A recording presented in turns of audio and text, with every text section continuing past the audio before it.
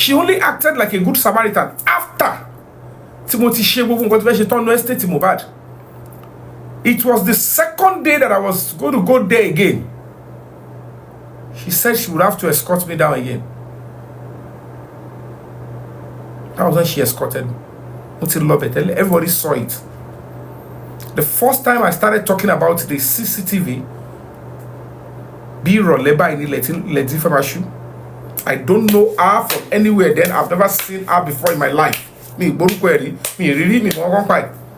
She was watching me in her house or wherever she was there, like every other person. And I detected the CCTV of the neighbor myself. And I was talking, thinking that I was exposing the inefficiency of the police. Nigerians, you people are saying you are looking for justice for Mohbad. Me, justice for Mohbad. That I'm here now. I've been to Mohbad's house. This is a house I can't enter, but doing my own research, my own findings. This is a CCTV that is in close proximity to Mohbad's house. And I said this one can be useful. So people should take notes and inform the police and the legal team to look into this. I didn't know what was going on then.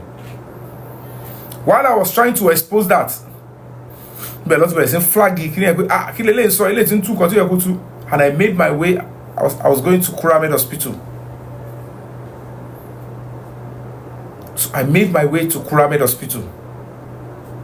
Muti wonu Kuramed, muti only ko si pe kin book appointment. Want to fún mi ní pé kin wá ọjọ́ kejì àbí ọjọ́ kẹta. On coming outside, lórí minita.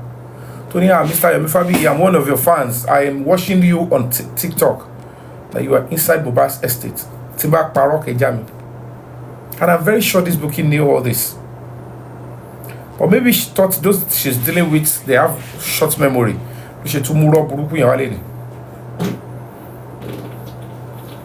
That is number one. So I am saying this to you again. I don't know the evidence you claimed she sent to you. She never took me to Mohbad's street. She never showed me anywhere. I went there. I had already stepped out of the estate fully before I set my eyes on anybody. Don't get Biodun Lawal, Abi Phoebe. I don't know her from anywhere. I have never seen her before in my life. I have been to the estate, and as at that time, the whole world was seeing me when I was on the Yekudis platform there. This is a known fact. Yet, she came out to say she gave her evidence to show that she took me to Mohbad's estate. Where? It's a lie. Mr. B, good evening. And you cannot continue to do this. And then she went on to say again, Ito Fumini headache.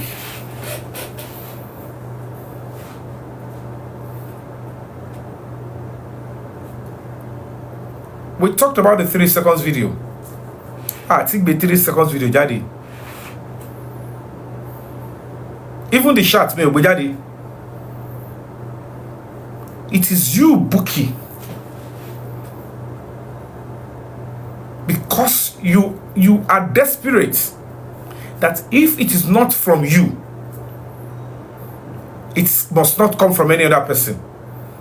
And you are determined to destroy anything that will come from any other place except you. That is why you are able to claim that you believe her. You can't believe that kind of a person. And then you lied. You're not just saying that, oh, Nikonibot has a way, oh, Tony, 3 seconds in your real. Shawn Lobe type when you said, Yomi Fabiyi, you sent DJ Bami to go and steal Adra's phone. That was what you typed that day. That is defamation. That is a criminal blackmail. You typed it and you said you are coming to debunk it.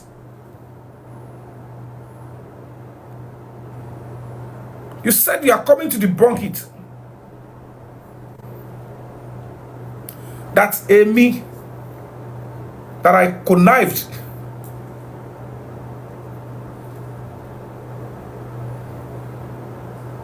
That I connived with somebody with Karimo or whatever you call her, Omiyale then, to go and steal one DJ Bami. I don't know him from anywhere. And then you flee, you and your co-travelers. Ebere sing ko esheno ati igbekun ba Mohbad nínú mortuary to wa. Because the moment you were doing that, you were torturing the boy and you are inflicting pain. Ori oku omo ikere who believe that ohun ti ṣiṣẹ́ débi tó ma fi rí ọ̀nà ọ̀tọ̀. You never knew you were starting a battle with Mohbad. You thought it was me. Because it doesn't make any sense.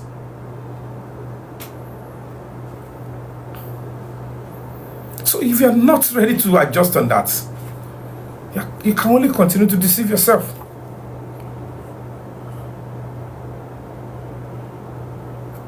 Mo ti bá sọ̀rọ̀ kan.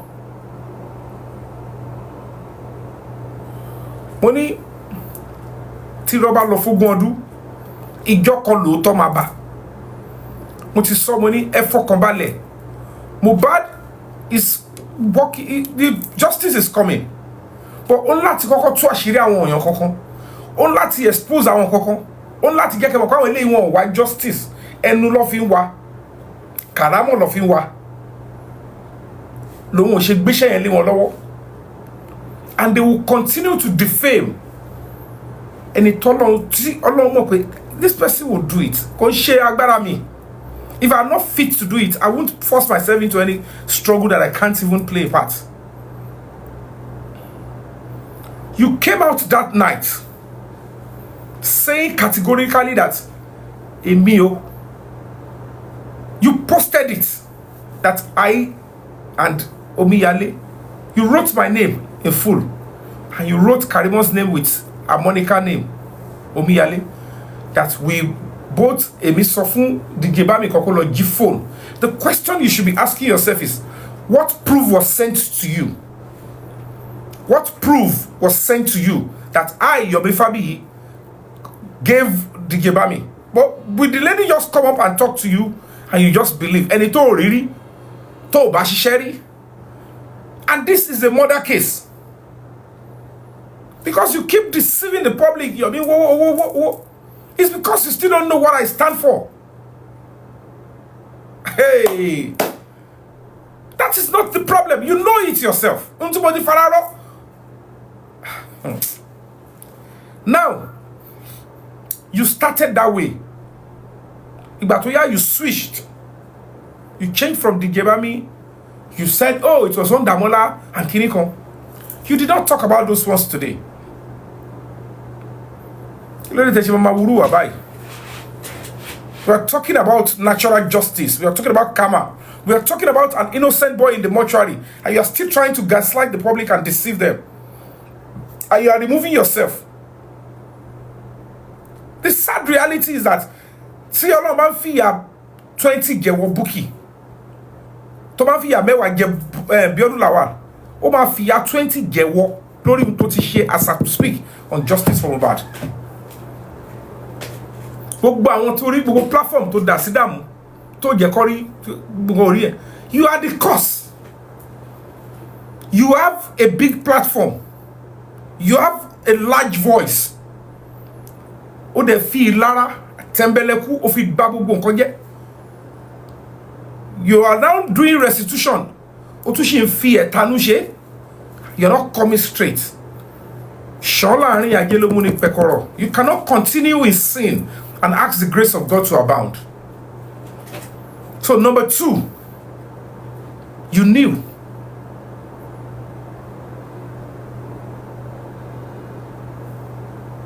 And the third lie to Tupa, I don't know whether you think people don't have memory and you keep deceiving them. Now let me take you back to memory lane. Adura, King White, and Damola were arrested on Wednesday. Ojo Wednesday. And Adura was granted bail as at Thursday evening. Karimo Shin so oyin sáré káàkiri tó ń sọ ní page ẹ pé àwọn fẹ́ lọ wá rọ́kàn pa àwọn máa ní ara Adura ó yá Adura ó ní àìsàn báyìí o kàn lè fún ní bail. That was not on Wednesday. Just talk gbé wọn. Ìgbà tó bá fi gbé wọn, let me explain to you so that you know. Ìgbà tó bá fi gbé wọn, tó bá fi dé zone 2 àti ń lọ sí bí aago 5:30 sí 6. 5:30 and ìṣojú mi báyìí ni wọ́n ṣe sign detention order, and I was there till almost about 11 p.m. lálẹ́. And in the morning, ìṣojú mi lọ ṣe lọ kó wọn wá nu cell. And we were updating the public. Baba Mohbad ò tí yọjú ńgbà yẹn. He refused to show up. And then they were making all efforts. So by Friday, King White is going to come, because don't forget, until you're going to Ijo Thursday, I'm on Wednesday, Ijo Thursday, they want everybody. La Rokutu, Loko Alosiwaju, AIG. They were brought out from their cells. Aṣọ wọn ti jọpọ́n. Nígbà tó kó wọn wá wọn tí ẹ wọ bàtà. Quote me that I say it. Wọ́n ti gbàgbọ́ kan wọn lẹ́nu bí cell tower. And in the morning, early in the morning, they were asked to arrive. The AIG, we all marched to the office of the AIG, including staff of Radisson. And the AIG interviewed everybody. And that was where the AIG said, you King White, Shantipari investigation, and they asked me my own part, everything. Said, you know what? I think this case is best resolved in the court of law. So go and charge him to court, and then continue your investigation with these two. So tell Obama lady ki ṣàlàyé fún ẹ. All of us were together. Pẹ̀lú Dàmọ́lá, everybody saw both party tiẹ̀, Àdúrà sọ tiẹ̀, Dàmọ́lá náà, so everybody saw. And they said that since King White case is sorted, wọ́n ní àwọn ò tí ì parí lórí Àdúrà àti Dàmọ́lá. And the AIG said, go and continue your investigation on those two. That was on Thursday. Gbogbo yẹn náà wọ́n pè bẹ̀rẹ̀ kárí ló ti bẹ̀rẹ̀ sí sọ káàkiri pé kò fẹ́ kádùrà jẹ́wọ́. Wọ́n bẹ̀rẹ̀ sí ń dá owó jọ. I don't know what they did. But because I'm a human rights activist, I don't believe in abuse of anybody's rights. When it was like they will be granting their bail so that all of us will come back on Monday for continuation of investigation. But on the Friday, they granted him bail. And on láti tẹ̀lé King White law, because kò lè lọ Lagos, kò tiẹ̀ lè lọ anywhere. Ìyá Mohbad kò lọ anywhere. Aṣọ tó wà lọ́rùn ìyá Mohbad láti jọ Wednesday yẹn ló wà lọ́rùn títí jọ Friday. Bóyá ọ̀nà wá kọ̀rọ̀ bìkan lọ sùn ní o, tó bá bọ́ta àánú station o, I don't know. And then they marched to the courts níjọ́ Friday. Àdúrà was already granted bail. They were processing Damola's bail. Ìgbà tó máa fi parí bẹ́ẹ̀lì títí Damola, which was in the evening. Alẹ́ pátápátá ni Damola ṣe perfect bẹ́ẹ̀lì tiẹ̀ tán. And they were focusing on Arifa's bail. Wọ́n ti arrest Arifa ńgbà yẹn. And they said everybody should resume again. Because ti ready àti charge Àdúrà. Ọlọ́pàá ti ready àti charge Àdúrà àti Damola sí court. Investigation ṣe ń lọ. Wọ́n ti gba gbogbo information, email àtàwọn kankan lọ́wọ́ Àdúrà tí mo wà ńbẹ̀. I can tell you the officer that even processed Àdúrà ní ọjọ́ Thursday. Even in the evening, alẹ́ gangan. All the emails kò ṣàgídí. Ó kọ́kọ́ pa àwọn kan lẹ́ don't go back. We want the email you are using with the iCloud. Kí Mohbad tó kú. Àwọn eléyìí tó múlẹ̀ ẹlẹ́bọ̀tọ́ ni. He gave everything. That was on the night of Thursday. And you Bukky just say you lied again and deceived the public. Oni Baba Mohbad wabe on loni coffee Àdúrà. Baba Mohbad was invited. Invitation was sent to him on Thursday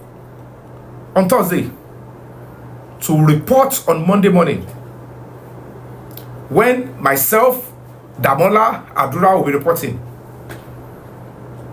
If King White never met the bail condition or whatever kangaroo bail he will be in Kirikiri prison by then, because it was to be remanded in prison to have perfect bail. So yet it was sorted. So on your Friday, to gba bail, Adura ẹ ló ń sáré kiri ní court tó ń lọ ṣe photocopy gbogbo wọn tó fi ṣe perfection of bail. So you are lying and deceiving the public again. Ìjọ Monday, which is the Baba Mohbad share was in zone 2. Àjọ pàdé láàárọ̀. I was going to Alagbon to go and face Larry Omodia stuff. That was the point. Kí n tó dé ni mo ṣe pariwo síta pé kí n tó dé láti Alagbon kéèsì wèrè tí Larry Omodia gbélẹ̀ ó ti jẹ́ kó gbẹ̀yìn bẹ́bọ jẹ́gbà tó ti ré mi. Wọ́n ti wọlé lọ bọ̀bọ̀ wèrè kan tó súnmọ́ mi tẹ́lẹ̀ tó kóhun sórí bí ẹlẹ́wọ̀n báyìí ó ti lead wọn lọ sọ́dọ̀ AIG wọ́n ti gbogbo tó fẹ́ ṣe wọ́n ní wàhálà lẹ́fẹ́ dá kí la fẹ́ ṣe pẹ̀lú kéèsì kò sí kò sáì ṣe lè sọ pé kéèsì yóò lọ́mọ o a máa sọ pé wọ́n máa ní AIG ní kọ́ dá kéèsì yẹn padà lọ sí pàǹtí, whether it is true or not I don't know, but what I realize is that by the time tí ma fi gbé agbo tí mo kúrò ní Alágbọ̀n, the officer sọ mo ti pè yín mo rí miss calls ó ní òun ti transfer suspect méjèèjì Adura and Damola to pàǹtí. Ìjọ tí Baba Mohbad ṣe wà nìyẹn. So gbogbo drama Baba Mohbad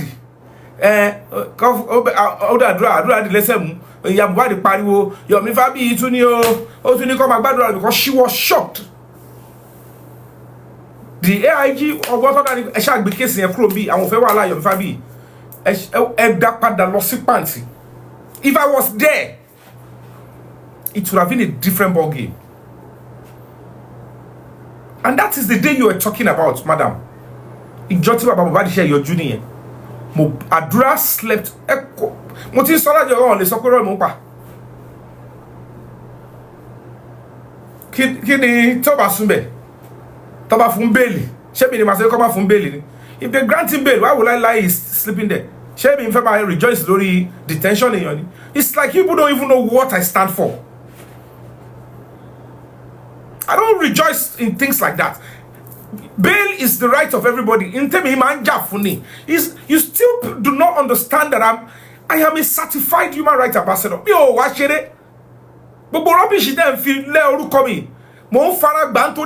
This is part of the things that I must go through. Especially when I'm doing a serious case with people like you.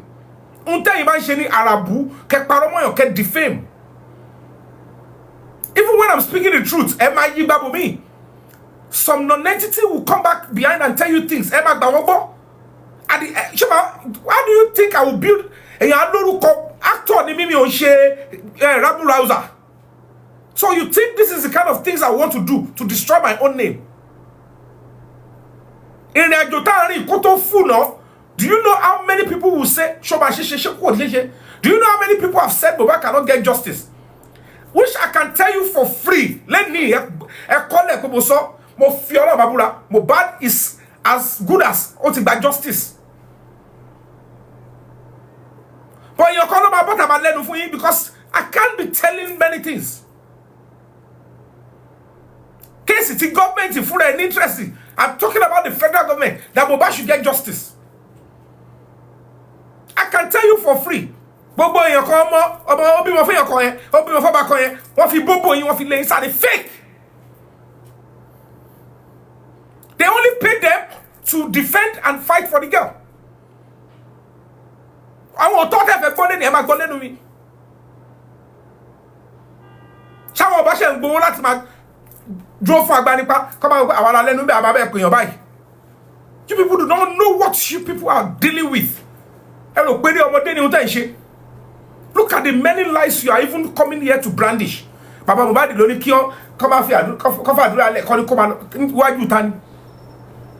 Baba tó yẹ pé òun fún rẹ̀ gan wọ́n invite ẹ sínú case tó bá yẹ pé mo wà ńbẹ̀ ni He was asked to come in and say his own part, and I was not there. Maybe he bought his way because the Baba is terrible then. Because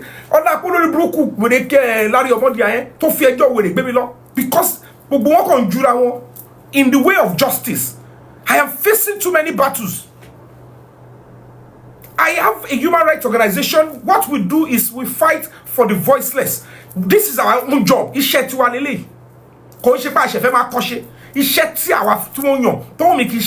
give back to the public. And I will be selecting who I want to do it with. I just want to speak the truth. It could be anybody's son tomorrow, any daughter. I will stand and put my life on the line. Face Baba told me about me don't anybody to talk family you want to police station to because I'm not interested in all the nonsense you people are doing. I will come believe this is what I am doing. And this man came on Monday, and before I could come back from Alagbo, and you are lying here saying Adura did not sleep in the police. If there is anything, was he arrested? Baba to be mo egon Soleri ori Adura arresting. Shori Adura arrest for a year plus. Don't tell it. Shori King White arrested. Do you know how many things I did? Adams. Do you know what it means to go and checkmate him? Sir, he's doing so many things.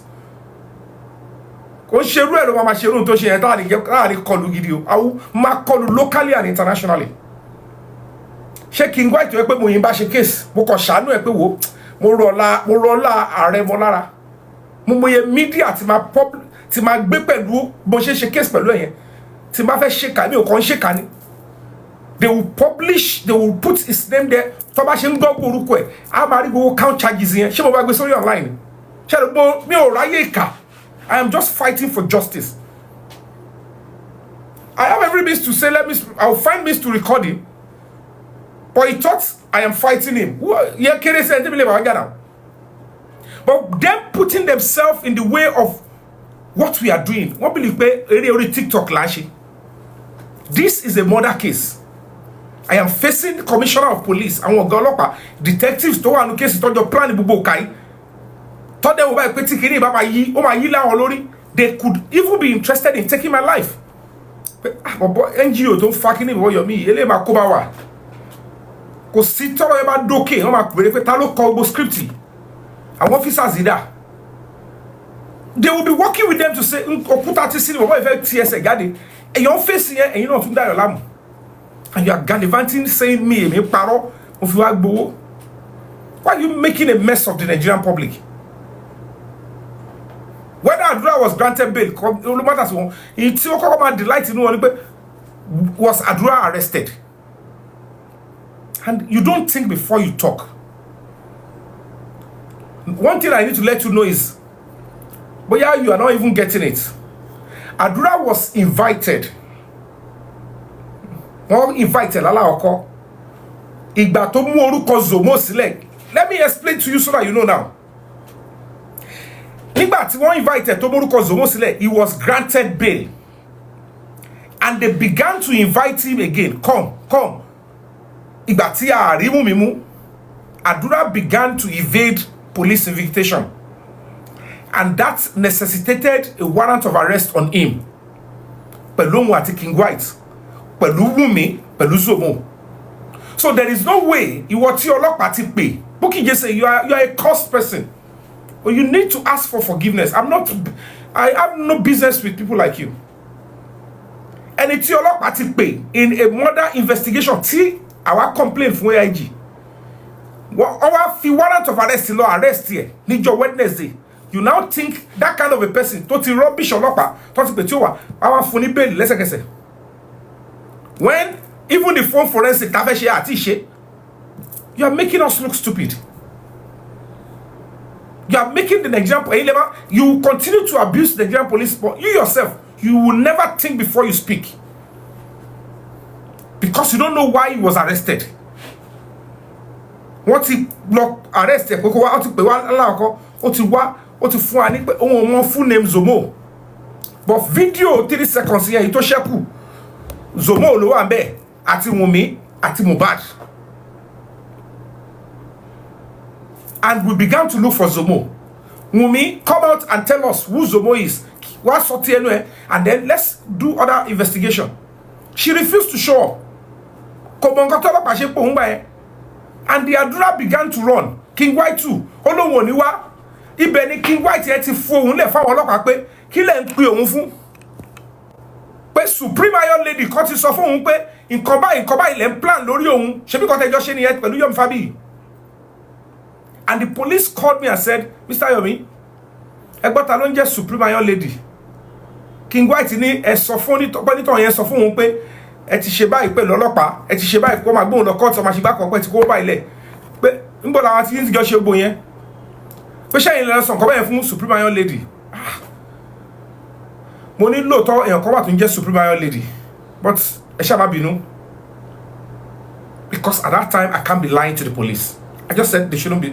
Come up, mo le confront woman egbo ọ̀rọ̀ tèmi àti yín jọ sọ ṣe ló ń bá nǹkan boy tó ń jẹ́ King White sọ̀rọ̀ ni how they ní no bo làwọn tí àwọn bá sọ̀rọ̀ okay no problem because me mo kon sọ̀rọ̀ and you are coming here to say me parọ́. Must you lie and destroy my name because it's not working for you? This justice for Mohbad is not a competition. You have tried your best. You deserve respect. And all of them come me pé everything you have been doing, even the time you got to keep it. See what come work when you abuse Iyabo Ojo pé Yomi fabiyi ló bẹ̀rẹ̀ justice for Mohbad kí wo Iyabo Ojo tó hijack ẹ̀. Somebody sent it to me then and I was being watching TikTok nígbà yẹn. Èmi ò tell pé TikTok ló ti máa ń ṣe nǹkan. I thought it was Facebook. That was what endeared me to you then. Me wo anything tó ń ṣe. And I have maximum respect to you. You lied to people then. Let me what's the page here? Okay, I don't come to your page then. You phoned me, you called me on the phone. It was when you called me, you said, "Bo, I already show money." Oh, really? If you you forgot. You always lie. Money, you forgot, but you've attended my premiere before. Timo Sheni 2012. Timo Be Pasuma. I took Pasuma. DJ Ziz, Oriel, Fokasibe, Omo Baba, Sako, ebi tí mo ṣe visa tí mo kó ogun wá sí London, mo kó wá London with my promoter. And then you were there. So I was reminding you the day you called me on your show. But Moniki somewhere, I like attention. Oh, you don't know me, but I remember the day you came. But so I appreciate what you are doing. You were lying to people that I came to your page. I was me Oshe. You were lying. You are still not understanding that it means you have done something terrible. See Sheda Mohbad, Ileri Oluwa, because you allowed yourself. You allowed yourself to spit on the body of that innocent boy in the committee of justice. I'm telling you for free, you'll be in prison by now. So I couldn't. Because you did worse than even the King White, you did worse than Larry Omodia. You did worse than even the Damala themselves. While you were speaking today, you did not even make mention how you came out when you bought a loru. Tí wà tí bàbá mo bá di bọ́ta ten defend kíní kan Zomo. Ṣé wọ́n ló bá mi ṣe investigation? Ṣé wọ́n náà làwọn ẹ̀? Èmi wá gbé life mi jáde. Wọ́n ní Zomo kan wà bẹ́ẹ̀. Whether it is true or not, I am looking for clean. You are not bothered that kíni mo lọ sọ yẹn fún. Bàbá mo bá di tí wọ́n ṣe wá sọ pé kò wá justice lẹ́ni. You forgot that you came out in the middle of the night. Oh, sọ fún wa kí ló jọ gbé ẹ̀yin méjì dìde jáde lóru. Ṣé bí ọdún làwọn náà ló ṣe yẹn? What did you know about Zomo? Tofi Yonosi. And then you lied again. You said I started abusing you. For what? Me ni manama. Me Shesawela. Why would I come for you? Naturally, I will never come for any TikTok host. As an actor, could it make sense? You can move any host, any panelist, but when you people keep fingering my brain, I am facing serious battle outside. Ṣé mi ò mọ̀ pé lára àwọn tó wà ń di ọ̀rọ̀ tó kú gbogbo case Mohbad ọlọ́pàá wà láàrin wọn ni. Ṣé màmá parọ́ pé they are after my life? Or they were after life mi. Ṣé nítorí pé kí ẹ lè bá like mi àbí kí ni? Because ẹni tí wọ́n ṣe dámọ̀ fún wọn tó lè trace ó yàtọ̀ sẹ́ni tó yẹ pé wọn ò tiẹ̀ mọ̀ bí tó bá ti rí. Ẹni tó mọ̀ pé ń wọnú case pé eléyìí máa ba gbogbo kíní wa jẹ́. Tó bá dẹ̀ ti ṣe prayer àwọn ọmọ ẹni tó bá padà dà wọ́n láàmú. And I'm telling you people today, Elokole, nítorí pé we are now doing the right thing. Ìrọ̀rùn ní justice public is inconceivable. The government have no government no pa Mohbad. If the public sits right and do the right thing, you organize ẹsẹ̀kẹsẹ̀ ní government ma deliver justice. Ohun tí ìjọba 8 ni pé kẹ́ máa repeatedly jẹ́ kó máa rí pé wọ́n ń gbẹ̀bọ̀dé, wọ́n ṣe ibi. No government survive that way. Because civil government actually you can't be rubbing it in the face of a demanding public. And whenever they beating you by, the public are not united in one voice. You keep saying Yomi is looking for money. Show one will it that they call it, I mean, to call it, but let's show what Timo Shea. Timmy or tell Timmy or plan it tell it. Moko, let me listen to the voice of reasoning. But Timothy won't come in, my back on it. Go and ask who I am. If I start something, I must see it to the end. I love closure. And let me tell you today, there is something they call endgame. Because see you to Femaja. Tio Bati Monko watching low end game. Even professionally, they will ask you, what is your end game? Atibere, only you can only lobai. Kini end game, any strategy, Tebani, Tio Batini end game, they succeed. And my own end game in justice for Mohbad is sacred. It's not something I will be throwing down. Anymore. That is why when only me baby moti babai koto debi moti re lobai koto ni pe ko kidnap omo mi moti berin. They don't know. Ibi ti ya Mohbad ti ṣe passport. Bó ṣe passport. Bí ó ṣe sanwó express gbogbo ẹ̀ bó ti ṣe investigation de wo be.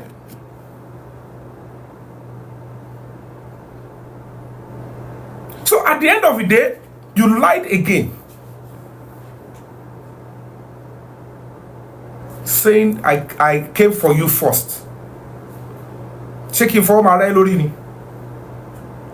Saying torí pé tó bá sọ̀rọ̀ pé on sọ̀rọ̀ orúkọ. You think you have a name. Tó bá sọ̀rọ̀ pé lórílẹ̀-èdè Nigeria. Okay, kó sọ pé kí ló mọ Yomi Fabiyi mọ́. I don't care if anybody likes me. I'm not looking for social media number. Ìgbà tá bá kú là ń dèrè. They will tell you Yomi will always speak the truth no matter whose us is God. Bójú òun nìkan ló dá dúró. I will stand firm. Bá fi bú mi. Bá fi bring me down. Nǹkan tí wọ́n ní tí mi ní báyọ̀ ṣe lé ayé ni pé I would sell my conscience for money. Oh, ní bá orúkọ tèmi ńbẹ̀. And I must tell you people today. Let me remind you, Buki. I have a human rights organization. I deliberately avoid seeking grants. Mo fẹ́ ṣe iṣẹ́. I want to be a mo fẹ́ kọ́ rí testimony. Kọ́má sọ pé torí mo lókìkí. Màá kọ́ ṣe ọ́fíìsì, màá máa gba èsì. No. I want to mo ṣe build orúkọ mi as an actor. Everybody rí pé orúkọ yẹn ń ṣe orúkọ tẹ́yàn kọ́ máa jí tó máa lóun sáré fẹ́ bàjẹ́. No, ni mo ṣe fẹ́ build reputation mi as an activist. Mo wá ṣe gbogbo yẹn ní foresight kó o pé ẹni máa ṣòótọ́. Nǹkan ẹ̀kọ́ tí mo kàn ní ṣe ni pé I will not ridicule the process of accountability for NGOs. Kí n wá ní mo wá sọ di TikTok NGO. Tí bá ti lè succumb, mo ti kó bá ìṣẹ̀dá àwọn tó ń ṣerú nǹkan yẹn. Torí amnesty ò ní bọ́ sórí TikTok máa ṣe accountability no matter who donate. Human Rights Watch ò ní ṣe. There are key human rights organizations here. NGO Joe Odumaki kò ní bọ́ta ṣe. Téèyàn bá kọ́ fẹ́ máa ṣe sàkámàgé tó ń wá ó fẹ́ ló gbà pẹ̀lá gidi ó ṣàfẹ́ kọ́ láìkí by fire ló máa bọ́ta. Tí bá ṣe accountability tí bá ti tó nǹkan tí fẹ́ tó èmi mi máa kọ́lẹ̀ ṣèbẹ́ NGO mi ní owó tó ti wọ́ bẹ̀ tí bá stage anything fún yẹn máa gbà bẹ́ẹ̀ náà ni. But it is not appropriate. If you start something, Tabati Sonu committee and human rights, this Yomi Fabiyi's NGO is a disgrace. Look at the way we don't operate this way. Sheko now on legal advice, and Sheko near accountant. You're supposed to do your annual returns. If people don't want to donate to your NGO, they shouldn't. If they donate, whatever you do, put it in annual return, they can go and see. But you coming to make it look like that is a standard. To them, go both in law. Two about common sense law. O lọ ṣe torí pé o fẹ́ satisfy àwọn kan. O ti wá sọ NGO, o ti sọ di 250 kobo. Mo dẹ̀ fi agbárí ṣe lọ because àárín ni mo dé the public ẹ wá ikú tó pa Mohbad. Ikú nulé ni Mohbad ikú. Ẹ wá kó gbogbo public àwọn àgbàlagbà, àwọn tó lọ́pọlọ graduate ẹ kó wọn sẹ́yìn bàbá Mohbad. Ẹ wá kó resources ẹ kó lé bàbá Mohbad lọ́wọ́. Ẹni kó bá yín wá ikú tó pa Mohbad. Kò dẹ̀ sí bó ṣe fẹ́ wá tó bá engage pẹ̀lú ọlọ́pàá máa sọ bàbá máa mẹ́rin náà lẹ́ o. So when he is discussing with police nǹkan mi ló máa bá yín lọ sọ fọ́lọ́pàá. Ẹ̀dẹ̀ ti kó o bá gbára fún. So the police and the government will be looking at the public pé ṣáwọn ilé kọfẹ́ máa mú àṣírí ni. Ṣé nítorí pé ẹ mọ̀ pé bàbá ìgangan ó yẹ kẹ́ yọ́tọ̀ ẹgbẹ́ báyìí kẹ́ yọ́ sí sẹ́gbẹ́ pé bàbá kí lẹ́ ń sọ yìí. And when I was beginning to ask the Baba direct questions, we have to know the role you played and explain to you, but Eti Hobombi, you can't lead the charge. Tabati this stage here, Tabafe okay, the reason that we lost sin pe okwo funny, ama mo. To ba je pe pade akoko pẹ̀lú wọn láti bo to, ama mo. But káwọn kan sọ pé ẹ má béèrè ẹjọ́ lọ́wọ́ bàbá yẹn, kẹ́ ní ká lọ wá justice. Bí gbà tẹ́ ń fún wa ní body dictionary. That is the circle you belong to, this woman. And you keep bringing people up on platforms. Hello, Yomi, hello, Koge, No. I have utmost gratitude to every Nigerian that has been donating and supporting the NGO. Don't support any shit. If you talk to about I won't pay, I won't interest in don't stop. I look for means myself.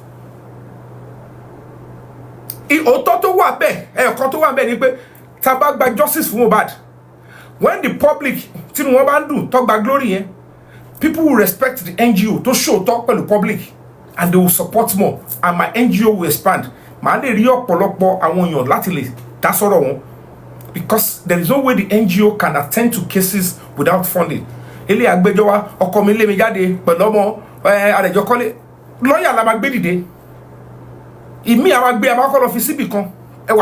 they will write to the right ministry. All these things cost money. But most of these cases, we can't do them because we are not properly funded. And you thought I am looking for money. Money I'm so you say me. Concerning you need the but me only fake life. And then you came back again tonight to lie again. Only Yomi Fabiyi parí ilé ẹ̀. Ìpinnu justice for Mohbad ló fi parí ilé ẹ̀. Bukky Jesse. Ní kí n like láti ṣe pé o. But if I speak some certain things into your life, torí tó bá ń sọ pé gbogbo nǹkan lé ayé mi pé èèyàn tí ní orúkọ ayé ti mọ̀ pé èèyàn wà nínú ayé ó jìnnà síra wọn bí wèrè o.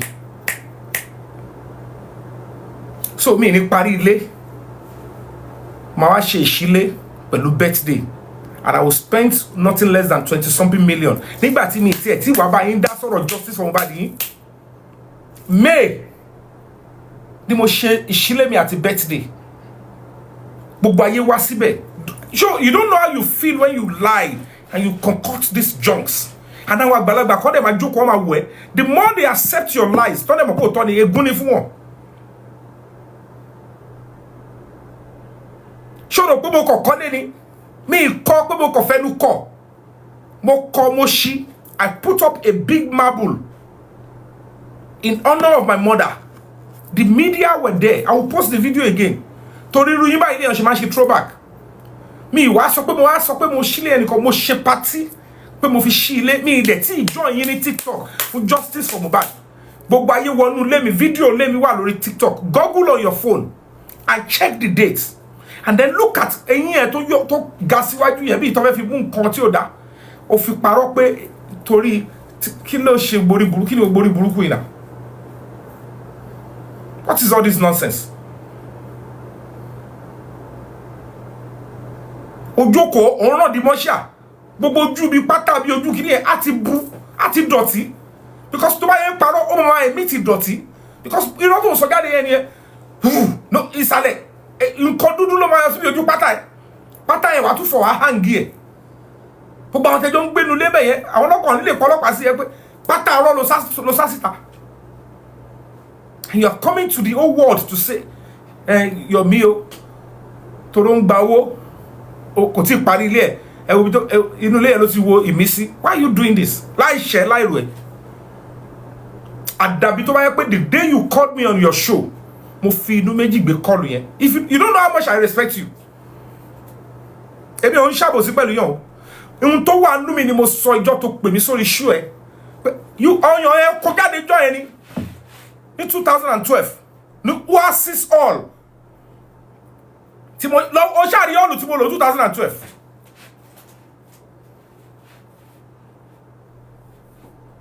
Mo wá di gbà wọlé. Kéèyàn tó lè mo ṣe premiere ní National Theatre, Malaika ló kọrin ní 2012. Gbogbo àwọn stars, footballer, Butu Adepoju, tó play fún Nigeria, gbogbo wọn ló wà ńbẹ̀, commissioner, honorable members, speaker.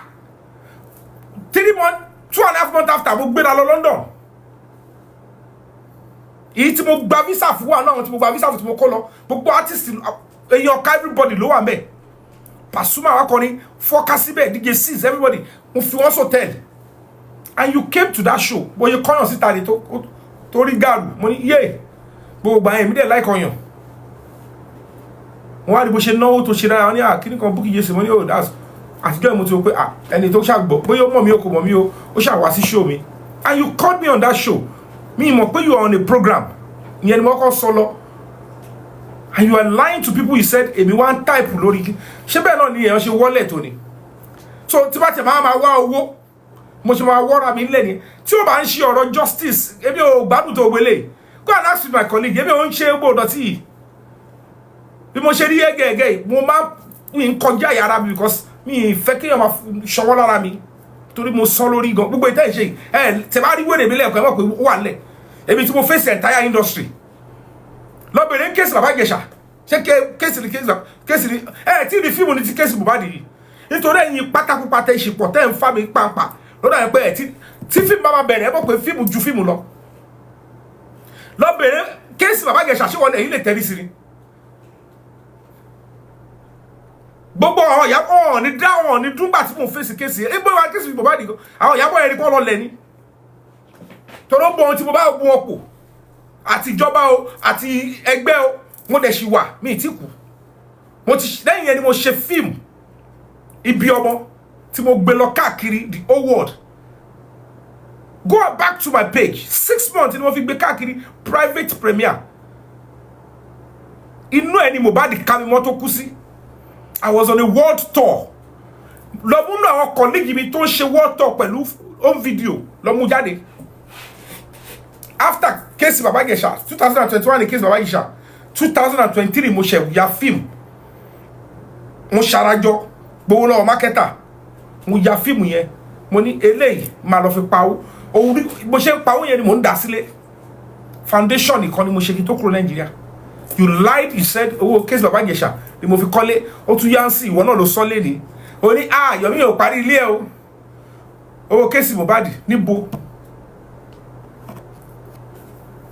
nothing was added to my house tí mo fi bá yín ṣe case ilé tí gbogbo nǹkan tí mo ti ṣe sínú ẹ̀ gbogbo ẹ̀ bàjẹ́ mo ṣe live video fáwọn èèyàn it's because you say you don't wash gbogbo gazebo tí mo ṣe sínú ilé gbogbo ẹ̀ bàjẹ́ I abandoned the house for almost a year. Ọlọ́kadà tó ń gbé ládùúgbò yẹn Ayọ̀bámi boy yẹn ni mo fún ní kọ́kọ́rọ́ tó máa ń bá mi lọ ṣílẹ̀kùn bá mi lọ máa wo bẹ̀ yẹ́bẹ̀ wò kọ́ máa kàwáyà lọ kọ́ máa ṣe gbogbo ẹ̀. And you are here telling people I abandoned my house, I abandoned my career, mo tún sá lọ, mo fi ọmọ tí mo bí lẹ̀ until gbà tí mo padà wá because the case is too complex. Dá gbogbo ẹ ṣe sọ lẹ́nu yìí. Ìdílé tẹ gbogbo yín tó papọ̀ sínú justice gbogbo wọn ló mọ ohun tó ṣẹlẹ̀ àwọn yẹn lẹ ní kaba ẹ ti kó wọn mọ́ra. The government are listening to them because àwọn lè rán àwọn lè fund àwọn lè tẹ̀síwájú. Now to replace them with an NGO, it's now a serious fight. Ẹ rojọ́ ọkọ̀ lẹ́tà kìíní kan prime boy wọ́n ṣe kìíní kan èmi mo ṣe ń kọ lẹ́tà sí Commissioner for Justice and Attorney General, and even telling the Attorney General that my team of lawyers will want to have a meeting with you. Call us, we will come. Anywhere I am, to back by invitation, I will come. Èmi ni mo lọ sí Abuja lọ sọ́dọ̀ Minister of Justice. Àtàwọn tó kù tí mi gbọ́dọ̀ dárúkọ tí mo ti dé pẹ̀lú case Mohbad. Àwọn tó pa Mohbad gan mo bi tara wọn kù sí báyìí. Wọ́n mọ ohun tó wà nílẹ̀ tí mi ti gbọ́dọ̀ sọ síta. Tí wọ́n dẹ̀ máa gba level wọn tó máa pé. And you are still there castigating ẹ má dá fún Yomi o ká má ṣe kíní kan Yomi ẹ nítorí mo sọ pé Yomi ṣe kíní kan kọ́ má bẹ̀rẹ̀ tẹ́lẹ̀ kọ́ you can't be saying that to my name.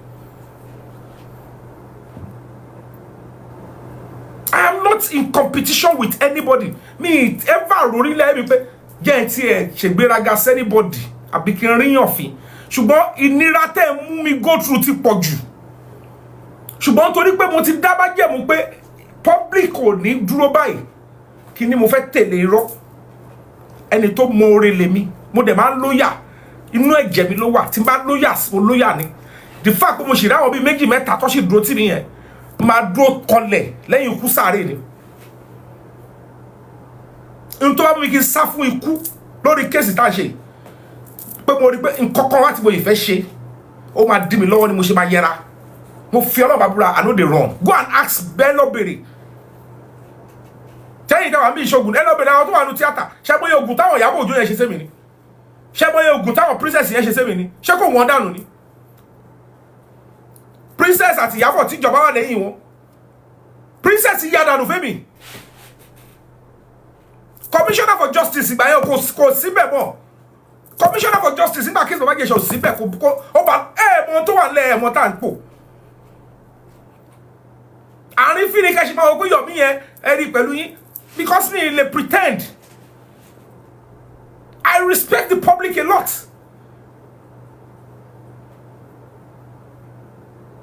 I respect the public. Gbogbo nǹkan irọ́ ni. They spoke about that chief president is not there because that's the question tí mo wá fọ́ ni pé pẹ̀lú àwọn tó láwọn lọ lẹ́yìn pẹ̀lú àwọn tó ṣe ogbó ẹ̀. When they pushed me, I said, okay, show them. They realized that, okay, you wrote to the president truly, and the president gave the order. The presidency gave the order. Kó tó lè fún ọ ní àṣẹ, lè mọ̀ ju presidency lọ nínú case Mohbad. Wọ́n mọ àwọn tó wà ń díẹ̀, wọ́n mọ àwọn tó ń ṣe gbogbo whatever. Wọ́n dẹ̀ tún sì pàṣẹ. Wọ́n ò ní láti bẹ́ẹ̀ mi sọ̀rọ̀. Wọ́n tún sì pàṣẹ pé a ní à ń pa láṣẹ báyìí. Inspector General of Police, à ń pa ní àṣẹ báyìí. Ẹ lọ gbé case Mohbad yẹn, gbogbo bí tí case yẹn bá wà lẹ́kọ̀ọ́. Pack everything and duplicate gbogbo ẹ̀. Investigate, harmonize and prosecute. And I know, nígbà máa fi date mo gbọ́ àṣẹ, I know why ibi tí case dé dúró, mo mọ tó dá wa dúró báyìí. Mo mọ kàtí àwọn tajọ́ ṣe justice tí wọ́n ti ṣe. The double agents. Tó ti rán lára wọn pé tẹ́ ẹ̀ bá sáré kọ competition lọ bí tí Yomi sọ yẹn. Àwọn ọ́fíìsà yẹn ò ní dá yín lò. Ẹ bá kọ síbẹ̀, lẹ́ máa lè mẹ́ni tá máa bá sọ̀rọ̀. Lẹ́ máa lè mẹ́ni tá máa sáré bribe. Lẹ́ máa lè mẹ́ni tá máa gbé kúrò ńbẹ̀. Ká lè mọ bó ṣe ń lọ. And you allow them. Wọ́n dẹ̀ lọ bẹ̀. Wọ́n rán the other guy. Wọ́n dẹ̀ bẹ̀rẹ̀ sí parọ́ mọ́ mi. Kọ́ bá bẹ́ mi ṣe o. I'm dangerous. I'm kíní kan. Gbogbo rọ́bùrú. And this one thought, okay, since the one yọ̀ ń ṣe kankan náà. Bí a kà báwọn ilé ṣe. Mo ní, when I wrote to the president, do you think it's a joke? Tí mi bá lẹ́nu lórílẹ̀-èdè Nàìjíríà, president ò ní attend letter sí bá kọ. That's why president before he became president, I was in Lagos State. I worked with government when he was governor. And after then, they know me as an actor. Ọmọ kò mo ṣe dáadáa ní iṣẹ́ theatre. Wọ́n dẹ̀ mọ̀ pé mo lóyà sí ìjọba wọn, mo lóyà sí ẹbí yẹn. Àìmọye ìgbà la máa ti lọ rí, tá ti lọ rí aṣáájú tá book appointment, tá dẹ̀ déwájú bàbá tó dẹ̀ fún wa l'audience. Ṣé bàbá yẹn la máa kọ letters tó máa ní òun ò morúkọ mi? Àbí wọ́n fẹ́ sọ pé àwọn ọmọ tí mò ń jà fún àbí tí mo stand for? Ẹ lè show, ẹ lè bá fi wèrè anything ẹ lè bá pè mí lórí social media. Offline, all the institutions. Tó bá gbọ́ orúkọ Yomi Fabiyi, wọ́n á sọ pé this guy stands for the truth and is doing something different. Torí n tó ń ṣe ó lè má yé yín sìn. Nígbà tí mo ń fa case Baba Ijesha, the NBA, lawyer 19, lọ́ní ó yá nìṣó níbẹ̀, on pro bono. Kó tó di pé woman àkọ́kọ́ dìde tó fún wọn lówó, mi ì mọ̀ báyé fún wọn lówó, mi ì dá sí, mi ì sí lẹ́ni WhatsApp group kankan. And then you keep lying. They ask you if you want to, don't apologize to me. I'm leaving you to your conscience. But Oti Sheda Mubad, because you are seen as a very strong voice. But here, Auntie, you are going to help me. Ṣùgbọ́n tó ti gbẹ̀bọ̀dé ló ti jẹ́ kí ẹ lára kó gbé ẹ wọ̀. Ó wá ṣe ìkàfú ṣẹ̀dá ọmọ yẹn. Ó wá ń lọ́kọ́rọ́ pẹ̀lú àwọn tẹjọ́ ń kóra yín kiri. You are deceiving yourself. You thinking that you can continue to repeatedly use it's becoming embarrassing. You are making Nigerians look stupid. Naturally, people will voluntarily donate to an NGO. So by weaponizing or make look like you people are the real problem, not Mohbad, not the police. You can't be telling adults, people that believe in the concept of supporting an NGO. So you can't continue to say that. Oh, Mama, sure, you are not informed. Kawe, because everyone want to live paromami. When Wumi was trying to get me through our elder brother, me fayele one-on-one. Me really dirty. Gbogbo àwọn ìyàbọ̀ yẹn mi ìfàyélẹ̀ mi ìrìnrìn ìdọ̀tí